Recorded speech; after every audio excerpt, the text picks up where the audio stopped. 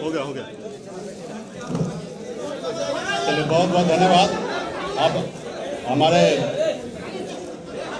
तो साइड हो जाइए, बाकी पीछे वाले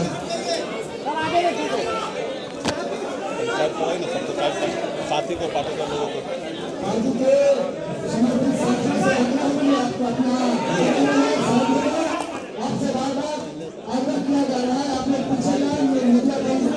होगा ना, आप लोग होगा ना फोटो।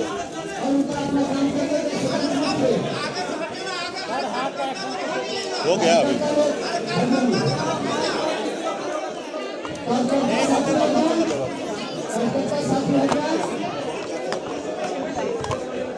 हटाओ ना नीचे, सबको हटाइए ना, हटाओ ना सबको बाहर से।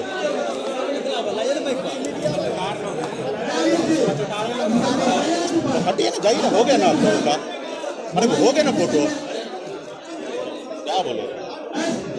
हो गया सर, हो गया, बैठा जाए। हो गया सर, बैठा जाए, बैठा जाए सर, बैठा जाए। एक आदमी अरे वो छोड़ो ना, उधर आगे का हटाओ ना। इधर हो गया आपका ही आदमी। कोई नहीं है, मेरा कोई नहीं है इधर।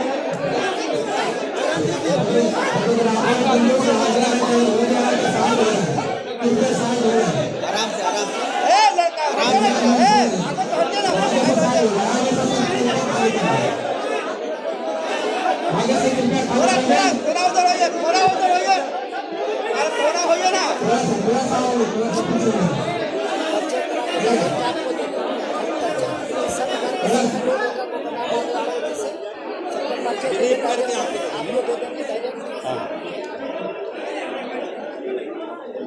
कृपया शांति बनाए रखें।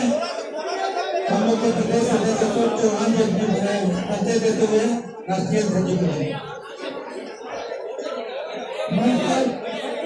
सम्मानित राष्ट्रीय अध्यक्ष श्री मुकेश सहनी जी, धन पर मंडल नाम बोलते जाइए ना। डॉक्टर राजभूषण चौधरी जी, राष्ट्रीय प्रवक्ता श्री राजीव मिश्रा जी, बिहार प्रदेश के प्रभारी श्री संतोष साहा जी, युवा के प्रदेश अध्यक्ष श्री गौतम बिंद जी, श्रम प्रकोष्ठ के प्रदेश अध्यक्ष श्री विकास सिंह जी, प्रवक्ता किशन चौधरी जी, प्रदेश की महिला नेत्री और प्रदेश अध्यक्षा श्रीमती निर्मला सहनी जी, वरीय पदाधिकारी और प्रदेश के लीडर श्री विश्वनाथ यादव जी, श्री मुकेश निषाद जी, श्री अभय सिंह जी, बाल मुकुंद चौहान जी, जनता जी, पटना जिला के जिला अध्यक्ष भाई अर्जुन सहनी जी, जनता सिंह जी, विक्रमादित्य सिंह जी, युवा साथी श्री पप्पू चौहान जी, और डायरेक्ट मैं इनका परिचय करने के बाद अपने राष्ट्रीय अध्यक्ष जी को प्रेस वार्ता के लिए माइक समर्पित करता हूँ।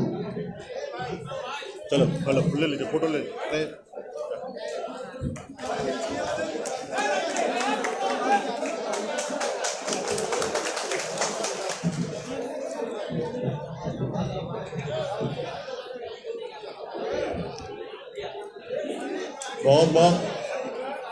बहुत बहुत धन्यवाद तमाम हमारे इलेक्ट्रॉनिक मीडिया और प्रिंट मीडिया के सभी साथी और पोर्टल न्यूज़ के सभी साथी, तो आप सभी को स्वागत है। पार्टी के सभी पदाधिकारी यहाँ पर उपस्थित हैं। साथियों, आपने कल तो आपने देखा ही, और विस्तार से मैं आप लोगों के बीच में बात को रखूंगा। आप सभी को पता है कि बिहार में, और मेरे 39 साल की उम्र में 21 साल से मैं संघर्ष कर रहा हूँ। एक गरीब मछुआरा परिवार में जन्म लिया। 18 साल की उम्र में ही मुंबई जैसे शहर में जाकर अपने दिन रात मेहनत करके अपने कामयाबी को हासिल करके बिहार में पिछड़े, दबे कुचले, अति पिछड़ा समाज, निषाद समाज के हक अधिकार के लिए निरंतर बिहार में 6 साल से मैं संघर्ष कर रहा हूँ। और संघर्ष कर और उस संघर्ष में हमेशा हर किसी ने धोखा दिया और मैं आगे बढ़ता रहा। 2018 में हमने एक पॉलिटिकल पार्टी बनाया। हमें लगा कि समाज को न्याय इसी रास्ते से दिलाया जा सकता है और हमने पार्टी बनाने के बाद हमने श्री लालू प्रसाद जी को नेता मानते हुए हमने उनके विचार पे चलने का निर्णय लिया और महागठबंधन में हमने शामिल हुआ। और जब शामिल होने के बाद उससे पहले तो बड़ी बड़ी मीठी मीठी बातें करते थे, जहां हम बुलाते थे वहां पे आके मीटिंग करते थे, क्योंकि वो हमारे साथ गठबंधन करना चाहते थे। जब गठबंधन होने के बाद लोकसभा चुनाव के समय में भी हमारे साथ चीटिंग किया गया था। जो सीट हमें नहीं चाहिए था वो भी सीट उन्होंने दिया। यहाँ तक बात हो चुका था कि मुझे दरभंगा लोकसभा में लड़ना था, लेकिन तैयारी कराने के बाद लास्ट मोमेंट पे हमें खगड़िया भेज दिया गया। हम चुप रह गए। हमें मधुबनी का सीट नहीं चाहिए था, जबरदस्ती उन्होंने सीट दिया और अपना कैंडिडेट दिया, जबकि हमारा कैंडिडेट कोई और था और उन्होंने इच्छा रखा कि इनको दिया जाए। हमने सहमति दे दिया, उनको हमने चुनाव लड़ाया। हम मुजफ्फरपुर नहीं लेना चाह रहे थे, जबरदस्ती उन्होंने हमें सीट देने का काम किया। उसके बावजूद भी हम महागठबंधन में बने रहे और साथ आगे बढ़ने का हमने निर्णय लिया था, उसको हम दोहराते रहे। उसके बाद आपने देखा परिणाम अच्छा नहीं रहा। उसके बाद हमारे जो मधुबनी लोकसभा क्षेत्र में जो चुनाव लड़े थे बद्री पूर्वे जी, उनको राष्ट्रीय जनता दल ने अपने पार्टी में ज्वाइन करा लिया। आप कह सकते हैं कि एक गठबंधन में साथी रहने वाले लोग और उनके पार्टी तोड़ के अपने पार्टी में ज्वाइन करा लेना कहाँ तक सही है। उसके बाद भी हमने चुप रहा। सिमरी बख्तियारपुर में उपचुनाव की बारी आया और पहले से बात हो चुका था कि सब पार्टी एक एक सीट लड़ेंगे, क्योंकि ये एनडीए का सिटिंग सीट था, इसलिए हम सब मिलकर लड़ेंगे और मजबूती से जीत हासिल करेंगे। और सब आदमी अपने अपने अनुकूल तैयारी कर रहे थे। उसके बाद लास्ट मोमेंट पे उनके तरफ से आदेश आता है कि आप हमें समर्थन दीजिए, हम चारों जगह हम खुद लड़ेंगे और आपका समर्थन मिलना चाहिए। हमने कहा ये तो गलत है। अगर यही आपको लड़ना रहता तो 2 महीना पहले हमें बता देते तो शायद हम समझ लेते, लेकिन हम जब तैयारी में उतर गए और अपने लोगों को बोल दिए कि आपको ये सीट दे रहे हैं, जबकि खगड़िया लोकसभा क्षेत्र में ही सिमरी बख्तियारपुर आता है, तो हमने वहाँ पे चुनाव लड़ने का निर्णय किया। और मैंने उनको बता दिया कि सन ऑफ मल्ला किसी के पीछे चलने वाला नहीं है। अपने कंडीशन से बिहार में अपने समाज हक अधिकार के लिए लड़ाई लड़ने के लिए खड़ा है और किसी पार्टी के पीछे चलने वाला नहीं है। हमने उनसे एक सीट पर उनसे हमने कंप्रोमाइज नहीं किया और हमने अपनी ताकत दिखाने का निर्णय ले लिया और हम वहाँ पे चुनाव लड़े और अकेले 1 साल पुराना पार्टी 15% वोट लाया, 26,000 वोट हमने लाया। और वहाँ पे उन्होंने देखा कि मेरे 26,000 वोट लाने से, अति पिछड़ा समाज हमारे साथ आने से वहाँ पे एनडीए का बुरी तरीके से 15,000 से हार होता, वहाँ पे राष्ट्रीय जनता दल को जीत होता है। वहीं से उन्होंने एक षड्यंत्र रचने का कोशिश किया कि इनके पास एक वोट बैंक है और ये इनके साथ है, और उन्होंने समय रहते हुए साथ आए, सारे चीज किए और उन्होंने निर्णय ले लिया था कि इनको समय आने पे हम इनको धोखा देंगे। आज हम लोगों ने हर जगह पे, आपको पता होगा कि ब्लैंकली जितना उनके परिवार के लोग उनको सपोर्ट नहीं करते होंगे, उससे ज्यादा सन ऑफ मल्ला उनको हमेशा सपोर्ट किया सीएम के लिए। मुझे मालूम है कि उस जगह पे वो नहीं पहुंच सकता, उसके बावजूद भी जब भी उन्होंने हमें बड़ा भाई कहा तब ने हमने उसको छोटा भाई मानने का काम किया और मैंने सोचा कि मैं अपने उंगली पकड़ के इनको सीएम के रास्ते पे लेके जाऊंगा। आपने कल भी देखा संबोधित में उन्होंने बड़ा भाई का जिक्र किया था और मैंने भी छोटा भाई समझ के उनको उंगली पकड़ के आगे बढ़ाने का निर्णय ले लिया था कि बिहार में इनको हम आगे पहुंचाएंगे। और उनके मन में तो कुछ और ही चल रहा था कि सबसे बड़ी बात है कि आप सबको भी पता है कि उसको बिहार के युवा से मतलब नहीं है, हर युवा से डरता है। आप देखिए कन्हैया जी उस समय में लोकसभा में एक सीट पे गठबंधन कर लेते हैं, वो सांसद बन जाते तो उनको उससे समस्या नजर आया। वही चिराग जी हो या मुकेश सहनी हो, हर किसी से उसको समस्या, उनको तो अपने भाई से समस्या है, उनको अपने भाई को आगे नहीं बढ़ाना चाह रहे हैं। कल आप लोगों ने टीवी पे देखा कि उन्होंने चक्कर आके गिर गया, ऐसी कुछ बात नहीं है। वो कल नाराजगी व्यक्त कर दिए थे कि हमें कुछ सीट चाहिए और हमारे लोगों को लड़ाना है, वो सहमति नहीं बन पा रहा था, उन्होंने बाइकआउट किया कि हम किसी में नहीं जाएंगे और इस तरीके का तबीयत खराब होने का बहाना किया गया। फिर बाद में मान मनोबल किया गया और फिर उनको साथ में लाया गया। सच्चाई ये था, क्योंकि मैं कल 12:30 बजे से 10 नंबर बंगले पे ही था और मैंने देखा, जब मैं गया था तभी मैंने देखा, हम तेज प्रताप जी से मिले, उसके बाद जब सहमति बन गया तो लास्ट में भी जब तेज प्रताप जी आए तो उनसे हमने मिला। अब बहुत व्यवहारिक लोग हैं तेज प्रताप जी, लेकिन वो अपने भाई को जब पीछे रखने का कोशिश कर रहा तो भला अति पिछड़ा का बेटा, मल्ला का बेटा, वो कैसे आगे लाएंगे।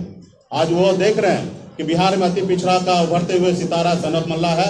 कल अगर ये अपने पैर को जमा लेंगे तो हमें आने वाले समय में राजनीति करना बहुत कठिन हो जाएगा। और इसलिए उन्होंने साथ रख के 2 दिन पहले, कल से 2 दिन पहले जब मैं फिर 10 नंबर में गया था, बहुत सारे बातें हुआ। उन्होंने खुद बोला कि आप कहाँ से चुनाव लड़ रहे हैं, चुनाव नहीं लड़िएगा तो डिप्टी सीएम कैसे बनिएगा। तो हमने बोला कि कहीं से लड़ लेंगे। उसके बाद जब गिनती हो रहा था कि 65 सीट कांग्रेस को देना है, वाम दल को 27 सीट देना है, 3 सीट हम झारखंड मुक्ति मोर्चा को देना है, 25 सीट आपको देना है, फिर हमारे पास बचेगा कितना है। तो हमने कहा आधा सीट बच रहा है, 123 सीट बच रहा है, काफी है। पिछली बार तो अब 100 सीट में लड़े थे। जब ये सारे बातें 2 दिन पूर्व में ही उनके आवाज पे हो गया था, उसके बावजूद भी वो मुझे अंधेरे में रखने का कोशिश किया। आपने देखा कि जीतन राम मांझी जी ने दलित का बेटा सिर्फ एक छोटा सा डिमांड रखा था, कोऑर्डिनेशन कमेटी, कि जो भी बात हो सबके बीच में बात हो। उनके मन में पहले से ही था कि हमें लोगों को चीटिंग करना है और 1 to 1 बात करना है। तो वहां पे 1 to 1 बात करेंगे तो निश्चित तौर पे कभी भी किसी को झुठला देंगे। तो जीतन राम मांझी को बात नहीं मान के किस तरीके से उसको बेइज्जत करके बाहर निकाला गया, किस तरीके से उपेंद्र कुशवाहा जी जब केंद्र में मिनिस्टर थे, एनडीए के साथ थे, उनके साथ संबंध करके 5 लोकसभा देने के बाद उनको अपने घर में लाने के बाद उनको किस तरीके से पिछड़ा के बेटा को धक्का मार के बाहर निकाला गया, आप लोग से छुपा हुआ चीज नहीं है। और कहीं ना कहीं मेरे साथ भी वो इसी तरीके से षड्यंत्र रचने का उन्होंने काम करने लगा था। आज कहीं ना कहीं आपने देखा कि सिमरी बख्तियारपुर में मेरे पास जो ताकत था उसको लेके वो समझ रहा था कि इनको लास्ट मोमेंट पे अपने कंडीशन पे, कल भी उन्होंने प्रेस कॉन्फ्रेंस में कहा कि हमारे पास 144 सीट में हम वीआईपी पार्टी को एडजस्ट करेंगे और झारखंड मुक्ति मोर्चा को एडजस्ट करेंगे। मतलब क्लियर था कि आप हमें सीट देना चाहते। जब 2 दिन पहले जो गठबंधन में साथी आए, माले या सीपीआई सीपीएम, उनको आप नंबर दे देते हैं। जब कांग्रेस, आपने देखा कि कांग्रेस से लास्ट मोमेंट पे 70 सीट उनसे बात वादा करने के बाद 58 सीट की बात करने लगा। जब ऐसे नेशनल पार्टी के साथ चीटिंग करने के लिए वो मन बना सकता है तो हमारे जैसे छोटे पार्टी पिछड़ा के बेटा के साथ क्यों नहीं बना सकता है। जब उन्होंने कांग्रेस पार्टी ने एक्शन लेने का कोशिश किया तब उनके सामने में झुका। उनको मालूम है कि मुकेश सहनी अगर एक्शन लेता है तो इसका परिणाम, इसका फल मुझे बेनिफिट में नजर आएगा, तो वो उनके सामने से झुका। आपको मैं बता दूं 2019 में कांग्रेस पार्टी से गठबंधन टूट चुका था, 11 सीट से 9 सीट हो चुका था और गठबंधन कहीं ना कहीं टूट चुका था। मैं वहां पे दिल्ली में रहकर मैंने दोनों तरफ बीच बचाव करके मैंने गठबंधन बरकरार रखने का काम किया था 2019 में। आप उपेंद्र कुशवाहा जी से बात कर सकते हैं या शक्ति सिंह गोयल से बात कर सकते हैं, उसमें मेरा सबसे बड़ा अहम रोल था। अभी भी जब आपस में लड़ाई हो रहा था तो तेजस्वी यादव प्रसाद जी हमको फोन करके कहते हैं कि आप कांग्रेस को टाइट कीजिए। हमारे प्रवक्ता भी आपने देखा होगा कि थोड़ा नसीहत दे दिया कांग्रेस पार्टी की तरफ से। वो तो कोशिश कर रहा था कि मेरे मुंह से बुलाने का कोशिश कर रहा था, लेकिन हमने नहीं बोला। हम आनंद फानंद में दिल्ली भाग के गए। उससे पहले हम गए थे, हमने अहमद पटेल साहब से मिला, उनको सारी बात हमने रखा था। उसके बाद 2 दिन के बाद फिर से हम दिल्ली जाते हैं और फिर से हम गोयल जी से मिलकर उनको हम बताते हैं कि अगर 2-4 सीट की बात है तो हमसे ले लीजिए, लेकिन गठबंधन मत तोड़िए, क्योंकि हम लोगों को आगे बढ़ना है। 2024 में भी आप लोगों की राजनीति करना है, आगे बढ़ना है। आपने देखा कि हमने जब एयरपोर्ट पे आया था, मैंने खुले शब्दों से कहा था कि अगर किसी गठबंधन के साथी को अगर 2-4 सीट चाहिए हमसे ले लीजिए, लेकिन गठबंधन नहीं तोड़ा जाए। हमेशा हम गठबंधन के पक्ष में हम हमेशा खड़ा रहे। और जब कांग्रेस पार्टी के साथ जो लोग चीटिंग कर सकता है तो भला हमसे क्यों नहीं कर सकता है। तो इसलिए साथियों, कल मैं जब 12:30 बजे बंगला पे पहुंचा, बैठे बहुत देर, बहुत तरह का बातें हुआ, लेकिन इस चीजें पे बात नहीं हुआ। जब हम आने लगे तो 4 बजे हमें बैठ के बात होता है कि आपका जो नंबर है वो हम कल घोषणा करेंगे। मतलब भैया, जब सबका नंबर घोषणा कर रहा है, जब बात हो चुका है 25 सीट और डिप्टी सीएम, तो घोषणा करने में आपत्ति किस बात का। नहीं, कुछ समस्या है, 1-2 सीट का एडजस्टमेंट है, कल कर लेंगे। तो मतलब ठीक है, चलो कल की बात है तो एक रोज संभाल लेंगे। फिर मतलब डिप्टी सीएम घोषणा कर दीजिए, तो उन्होंने भी बोला कि दोनों एक साथ में कर लेंगे। तो मेरे मन में शंका वहीं पे उत्पन्न हो गया, लेकिन मैंने उनके साथ आने का निर्णय लिया कि नहीं, चलते हैं कल देख लेंगे, एक रोज के बाद हो जाएगा, कर लेंगे। जब यहाँ पे बैठने के बाद जब उन्होंने संबोधित में सारी चीज बात रखा और फिर उन्होंने 2-3 दिन का समय ले लिया, तो मुझे लग गया कि वो निश्चित तौर पे सारे रास्ता बंद करके और बाद में हमें बाहर निकालना चाहता है या अपने कंडीशन पे राजनीति करवाना चाहता है। तो हमने तभी का तभी हमने निर्णय लिया, क्योंकि मैंने संघर्ष करना सीखा है, आगे भी संघर्ष करते रहूंगा। और बिहार में अति पिछड़ा, दलित, अल्पसंख्यक, तमाम हर जाति वर्ग के लोग के लिए मैं लड़ाई लड़ना चाहता हूँ। मैंने अपनी जिंदगी में मैंने बहुत कुछ पाया, संघर्ष करके पाया। मेरे पिताजी का विरासत में मुझे ये राजनीति नहीं मिला। मैंने मेरे खानदान का पहला ऐसा व्यक्ति हूँ कि मैं राजनीति में आया हूँ और मैंने जन के मैं आज बिहार में राजनीति कर रहा हूँ और समाज के लिए लड़ाई लड़ रहा हूँ, अपने स्वार्थ के लिए राजनीति नहीं करता हूँ। आप सबको अगर पता होगा कि 2015 से मैं बिहार के राजनीति में हमेशा किंग मेकर बन के मैंने लोगों के लिए काम किया। मैं जब चाहता अपने लिए राजनीतिक पावर और शक्ति हम प्राप्त करके आज मैं अलग जिंदगी जीता। मैं अगर मुझे अपने लिए जिंदगी जीना रहता तो मुंबई का ऐशो आराम जिंदगी छोड़कर मैं बिहार क्यों आता। मैंने अपने ऐशो आराम की जिंदगी छोड़कर बिहार आया क्योंकि मुझे तकलीफ है कि हमारे लोग जो है, खासकर पिछड़ा समाज के लोग, वो काफी तकलीफ में गुजर रहा है और बिहार में एक विजन वाला व्यक्ति चाहिए जो आगे बढ़ सके। आज हमने 1 रुपया से 100 रुपया कैसे बनाया जाता है वो मैंने मुंबई में सीखा है। बिहार में भी मैंने सोचा कि बिहार के लिए मैं तमाम युवा साथी के लिए, हर किसी, हर जाति धर्म के लिए मैं काम करूं और कहीं ना कहीं साथी लोगों ने पीठ में खंजर भोंकने का काम कर रहा है। और आपने देखा कि कल किस तरीके से उन्होंने 3 दिन का समय लिया और फिर हमने वहां से ये करने का कोशिश किया और अलग अलग तरह से बातें कर रहा है कि प्लानिंग अगर ऐसी रहता तो हम आपके साथ क्यों। भाई तो आपको मुंह पे सेलो टैप तो नहीं चिपका दिया था नंबर बोलने से, आपने नंबर को छुपाया, आपने डिप्टी सीएम को छुपाया। जो 4 दिन पहले गठबंधन में आया आप उनको 4 दे रहे हैं या 8 दे रहे हैं या 19 दे रहे हैं, आप उनके बारे में बात कर रहे हैं, लेकिन वीआईपी के लिए क्यों नहीं बात कर रहे हैं। आपको वो नंबर को डिक्लेयर करने में क्या समस्या था। कहीं ना कहीं आपके मन में शंका था कि हमें इनको लास्ट मोमेंट पे इनके साथ हमें चीटिंग करना है। तो जो व्यक्ति अपने परिवार को नहीं हो सकता है वो बिहार का युवा को क्या हो सकता है। कल एक लाइन उन्होंने कहा कि मैं ठेठ बिहारी हूं, मैं जो कहता हूं वो करूंगा और मेरा डीएनए भी बहुत साफ सुथरा है। आप बताइए इसमें कहीं पे डीएनए झलक रहा है कि कितना साफ सुथरा है। दूसरे से डीएनए का हिसाब तो ले रहे हैं, लेकिन अपना क्या। जब आप अपने भाई को नहीं हो सकते तो दूसरे का क्या होंगे। आपका बड़ा भाई है जिसको ताज देना चाहिए उसको 2-2 टिकट पे आप उनको मोहताज कर देते हैं। ये ऐसी राजनीति होता है। आप कहीं ना कहीं उनको कि बिहार के किसी युवा से मतलब नहीं है। आज कहीं ना कहीं देखिए, आज मुझे पता चला कि कांग्रेस को 70 सीट नाम के साथ उन्होंने दे दिया। सीपीआई माले और सीपीएम को नाम के साथ उनको सीट दे दिया। मुझे नाम पे भी चर्चा नहीं हुआ। एक तो संख्या तो दूर की बात है और खुद उनके जो सिटिंग सीट है उनको ग्रीन सिग्नल दे दिया गया। और आप तो देख ही रहे हैं डिस्को मार में किस तरीके से लेन देन चल रहा है, नीचे में गाड़ी में करोड़ों करोड़ रुपया पकड़ाया जा रहा है। आप सब तो देख रहे हैं किस तरीके से बिहार में खेल हो रहा है। सारे सीट पे लोगों को एडजस्टमेंट किया जा रहा है, हमसे बात भी नहीं। आज मुझे पता चला कि सबके लिस्ट जारी हो रहा है। हमारा तो नंबर पे बात होना था, उसके बाद लिस्ट पे जारी बात होना था और लास्ट मोमेंट आ चुका है। पहला चरण का 8 तारीख तक नॉमिनेशन है। आज हम 4 तारीख तक बैठे हैं, अभी तक हमारे पास ये भी नहीं पता कि हम किस क्षेत्र में किसको लड़ाना चाहेंगे। मेरा पहले से मानना था कि हमें जितना भी सीट मिलेगा उसमें से 80% अति पिछड़ा को लड़ाना है और पार्टी के संगठन के लोग को लड़ाना है ताकि हम आगे बढ़ सके। और अच्छी हमने बात भी रखा था 80% अति पिछड़ा को लड़ाना है। हमने ये भी कह दिया कि अगर आपके पार्टी में अगर कोई निषाद समाज के लोग हैं उनको भी हम एडजस्टमेंट करने के लिए तैयार हैं। उनके मन में एक शंका आया कि चुनाव जीत लेंगे और शायद कम सीट की बात होगा, दूसरे पक्ष में भाग जाएंगे। तो भैया आपके साथ तो मुख्यमंत्री भी चले जा चुके हैं और लोग के बीच में तो अपने परिवार में आप अपने धर्मपत्नी के साथ अच्छा व्यवहार नहीं कीजिएगा तो आपकी धर्मपत्नी छोड़ के चला जाएगा तो आपके सहयोगी दल क्यों नहीं छोड़ के जाएगा। हमने वहां पे भी उसको बोला, गारंटी दिया कि अगर आपको इस चीज का अगर डर है तो आप एक नाम बताइए किसको हम अपने पार्टी का राष्ट्रीय अध्यक्ष बना दें। हमने शक्ति सिंह गोयल जी को भी बताया, सिर्फ एक आदमी को नहीं बोला, उनको भी भरोसे में लिया कि अगर आपको लगता है कि कल मैं आपके साथ चीटिंग कर सकता हूं तो आप एक नाम बताइए। राहुल जी, जिनको भी नाम अगर मेरे को बोल देंगे उन राहुल जी पे मैं भरोसा करूंगा, अपने पार्टी का राष्ट्रीय अध्यक्ष उनको बना दूंगा।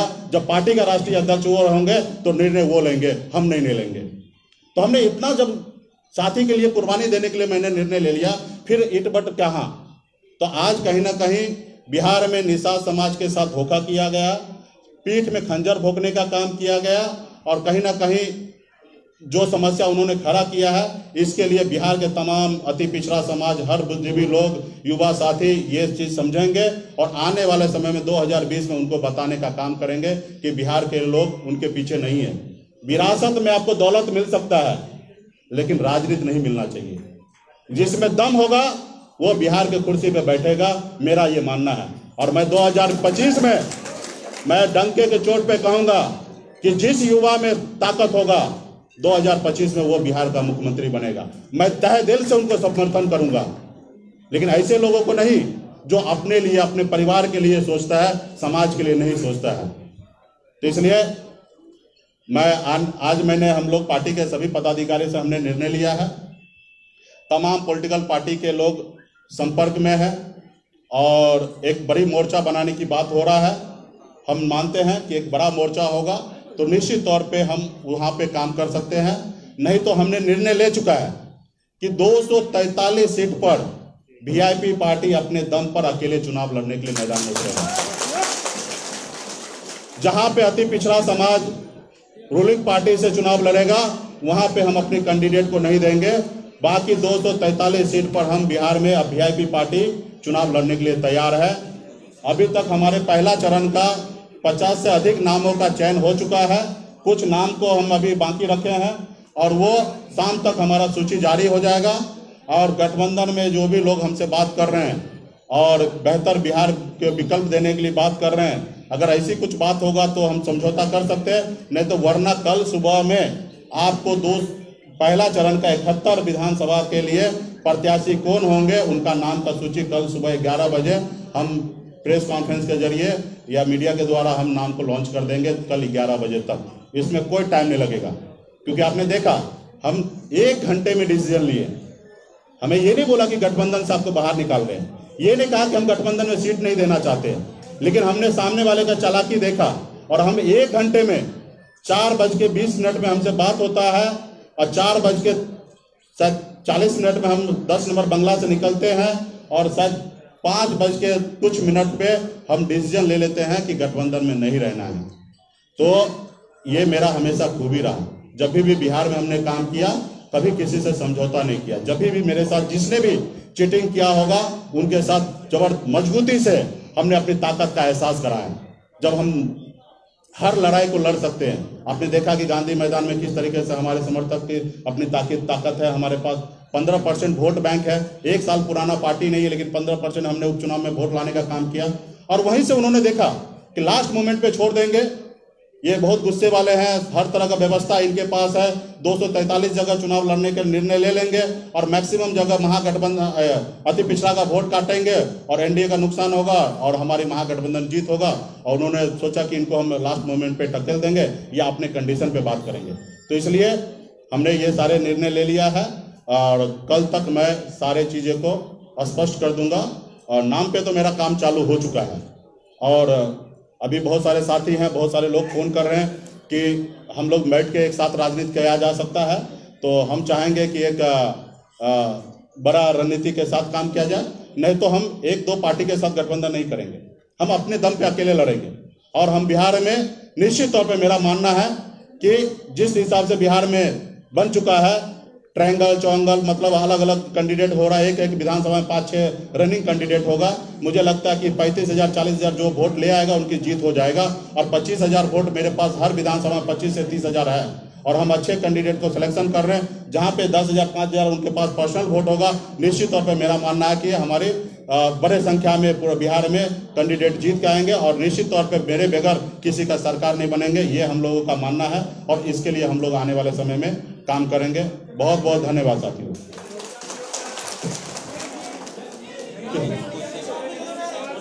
आराम से एक एक करके पूछिए, हम बताएंगे हर चीज। माइक दो।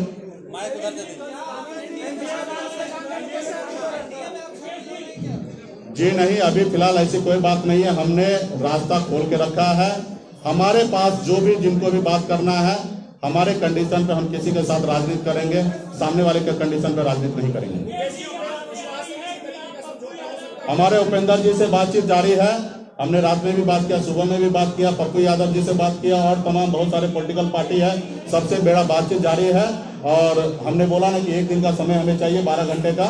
अभी से लेकर 12 घंटे में हमने निर्णय ले लेंगे और कल सुबह में हम अपने पहले लिस्ट हम जारी कर देंगे, या कुछ बात बन सकता है तो हम गठबंधन कर सकते हैं।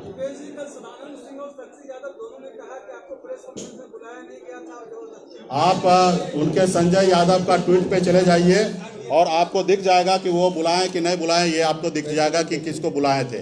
और आपके पास अगर फोटो होगा तो नेम प्लेट में वीआईपी पार्टी का नाम के साथ यहाँ पे लगा हुआ था, आपको पता चल जाएगा कि वो बुलाए थे कि नहीं बुलाए थे। उसके बाद तेजस्वी प्रसाद यादव संबोधित में बड़े भाई मुकेश सहनी करके और उन्होंने कहा कि हमारे पास जो सीट बचा है उसमें से वीआईपी पार्टी को हम 1-2 दिन में निर्णय लेंगे। तो ये आप सबके सामने की बात है। अभी जो लोग ने गलती किया तो स्वीकार करना चाहिए। गलती हुआ, उन लोगों को बिहार के जनता से, अधिक पिछड़ा समाज से, निषाद समाज से माफी मांगना चाहिए, ना ही कि बिहार के जनता को गुमराह करना चाहिए। उनसे गलती हुआ, इंसान से गलती हो सकता है। जो इंसान जो सोचे, इसका मतलब यही नहीं कि वो जो सोच रहा है वही सही हो सकता है, गलती हो जाता है, गलती हमसे भी होगा, तो उसका स्वीकार करना चाहिए। उन्होंने कल गलती किया, उसको स्वीकार करना चाहिए। बाकी अभी 50 तरह की बातें कर रहे हैं तो उसका हम क्या कर सकते हैं, 50 तरह की बातें करें।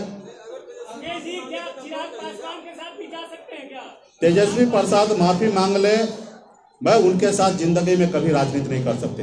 राष्ट्रीय जनता दल का नेतृत्व अगर बदलता है, तेज प्रताप जी के अगर हाथ में अगर नेतृत्व जाता है, तो मैं भविष्य में सोचूंगा कि उनके साथ राजनीति करने का।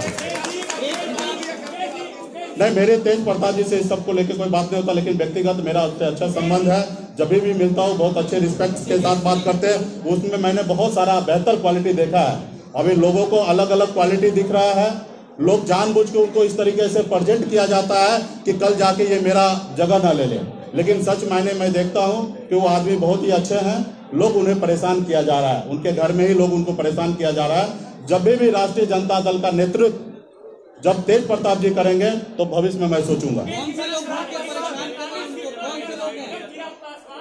मैं चिराग पासवान जी के साथ भी जा सकता हूं, लेकिन 243 के नाम पे जा सकता हूं, 143 के नाम पे नहीं जाता हूं। ये हमसे क्या पूछ रहे हैं? आप लोग को भी पता है कि बिहार में सच्चाई क्या है, और मैं तो कह रहा हूं कि उनके परिवार के लोग ही उनको परेशान किया जा रहा है। कल 2-3 कैंडिडेट को टिकट नहीं दे सकते हैं आप, जो पार्टी का घर के मालिक है, आप उनको 2-3 टिकट नहीं दे सकते हैं। आप छोटा भाई होके उनके ताज को भी अपने सर पे पहनना चाहते हैं, चलिए कोई बात नहीं, आप उनको 2-3 टिकट नहीं दे सकते। लोकसभा में भी आपने देखा उनका ये कौन नहीं कर रहा है। अगर राष्ट्रीय जनता दल में कौन नहीं कर रहा है वो मेरे को बता दीजिए कि कौन नहीं कर रहा है। यहाँ डिस्को मान में एक दुकान लग चुका है और ये पूरा बिहार को जग जाहिर है किस तरीके से। जी हाँ, अगर आपको इसकी जानकारी थी कि खरीद फरोख्त हो रहा है, देखिए हम अपनी पार्टी के बारे में बात कर सकते हैं, दूसरे पार्टी के बारे में आंतरिक मामले में हम नहीं जा सकते। हमें बिहार में गठबंधन की राजनीति होता है, हम मानते हैं कि हम अपने दम पे बिहार में विकल्प नहीं दे सकते हैं, तो इसलिए हम लोग समझौता करते हैं कि कुछ जगह आप लड़िए, हम आपको मदद करते हैं, कुछ जगह हम लड़ते हैं, हमें आप मदद कीजिए। उनके पार्टी में क्या चल रहा है इससे मेरा कोई लेना देना नहीं रहता है। लेकिन आपके पास जब भी एलिगेशन लग जाए, इस तरीके से बात आ जाए, तो आप लोग सवाल कभी भी उठा सकते हैं। अभी तो हमने कहा ना कि हम 3 लोकसभा लड़े थे, जहां पे एक जगह मैं खुद लड़ा था, एक जगह हमारे राजभूषण जी लड़े थे, और तीसरे जगह जहां कैंडिडेट था वो मेरा कैंडिडेट नहीं था, वो राष्ट्रीय जनता दल का था। तो अभी तो हमने चुनाव मैदान में उतरा ही नहीं है। जब भी उतरेंगे और आप लोगों के बीच में ऐसी कोई बात होगा तो हमसे सवाल आके कीजिएगा।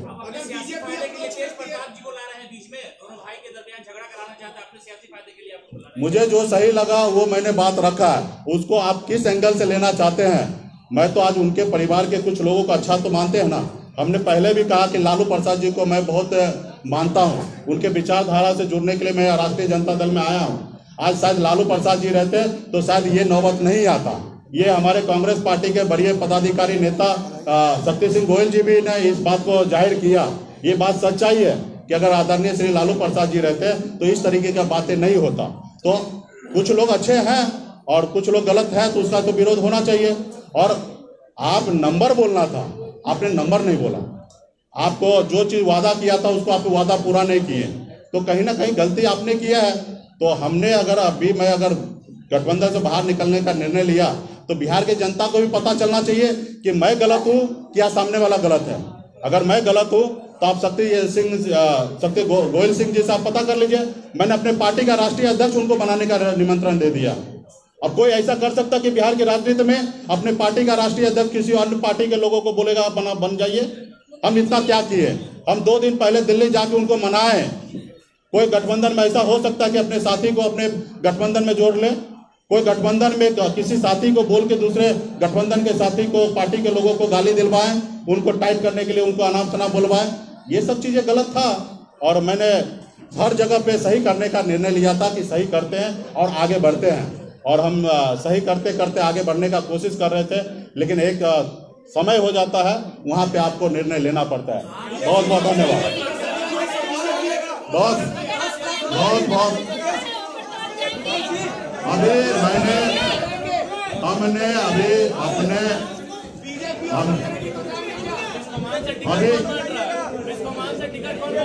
वो सब नाम आप लोगों को पता है। बहुत बहुत धन्यवाद।